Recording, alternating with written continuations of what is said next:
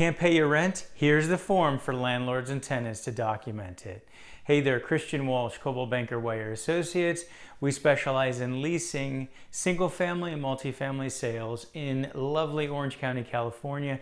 And we're here with an update to a previous video. We're going to show you a new form to use for landlords and tenants to document when a tenant can't pay or only partially pays, and then to come up with a repayment plan for it. So here you go, take a look. And here we are to go through the rent repayment form called here the Coronavirus Rent Payment Delay and Repayment Agreement. Just rolls right off your tongue. So this form has certainly changed a lot. This one's from the California Association of Realtors. It's gone through several different edits. I actually created my own way back in March, which seems like ages ago.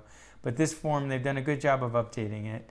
So up here at the top, you see the usual stuff, address, tenant, landlord, get all that written down. And it's going to be very important, tenants and landlords, to use a form like this to document any rent that's being delayed and how it's going to be repaid. Now the thing is, this form, you may have more than one of these because as this pandemic continues, it may continue to be hard to pay rent for months going forward.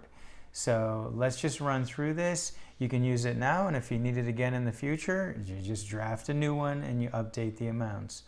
So it marks all the months. We're already over here, August. It has other, which we probably will need based on what's going on, September, October maybe. So B references the tenant's notification. So that's when the tenant let the landlord know they couldn't pay. And then here it offers how that notification was made. So it's up to a tenant, it's up to you to let the landlord know you can't pay your rent.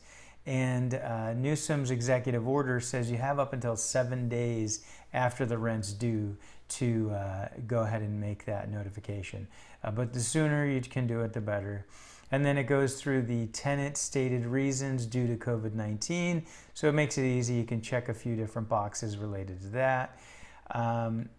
Then we go through here and we talk about the amount of rent that's being delayed.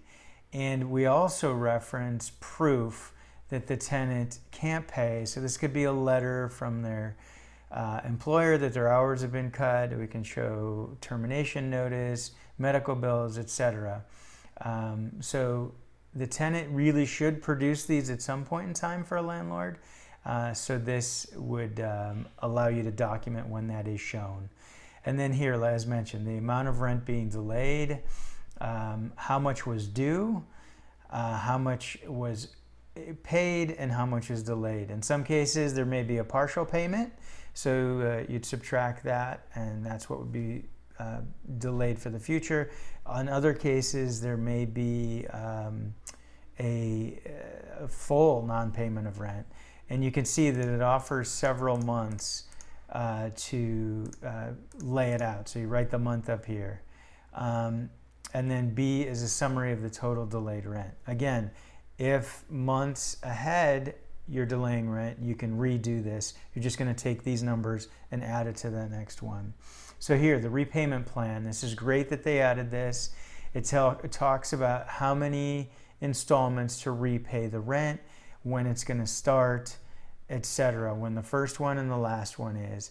And it's important to come up with a plan. While ambitious to get a landlord paid back, it has to be realistic. So come up with a realistic plan that will get both parties back on track.